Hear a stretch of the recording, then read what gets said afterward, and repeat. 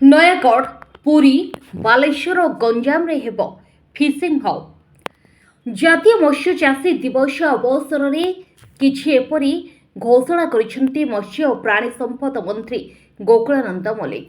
ଉତ୍ପାଦନରୁ ବିକ୍ରି ପର୍ଯ୍ୟନ୍ତ ରହିବ ସୁବିଧା। ବାଲେଶ୍ୱର ପୋସ୍ତାରେ ହୋଲସେଲ୍ ମାର୍କେଟ ପାଇଁ 78 କୋଟି ଟଙ୍କାର ଟେଣ୍ଡର ପ୍ରକ୍ରିୟା ଚାଲିଛି। ଭୁବନେଶ୍ୱରରେ ହୋଲସେଲ୍ ମାର୍କେଟ ପାଇଁ ଜମି ଅଧିଗ୍ରହଣ ପାଇଁ ରାଜ୍ୟ ସରକାରଙ୍କ ପାଖରେ ଆବେଦନ କରାଯାଇଛି। ପ୍ରତି ଜିଲ୍ଲାରେ ରିଟେଲ୍ ଆଉଟଲେଟ୍ର ବ୍ୟବସ୍ଥା କରାଯିବ। ଧାମରା ଓ ଚାନ୍ଦିପୁରରେ ବିକ୍ରୟ ବ୍ୟବସ୍ଥା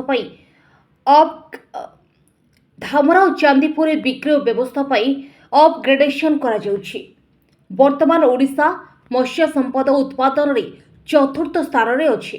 ଏହାକୁ 1 ନମ୍ବର କରିବାକୁ ମତ୍ସ୍ୟ ଚାଷୀଙ୍କୁ ସବୁ ପ୍ରକାର ବୈଷୟିକ ସହଯୋଗ ଦିଆଯିବ। ପ୍ରତି ପଞ୍ଚାୟତରେ ମତ୍ସ୍ୟ ଚାଷ ପାଇଁ ଯୁବକମାନଙ୍କୁ ପ୍ରୋତ୍ସାହନ ଦେବେ ରାଜ୍ୟ ସରକାର। ଭଲ ମାଛ ଉତ୍ପାଦନ ସହ ବିକ୍ରୟ କେନ୍ଦ୍ରଗୁଡ଼ିକୁ ସୁଦୃଢ଼ କରାଯିବ।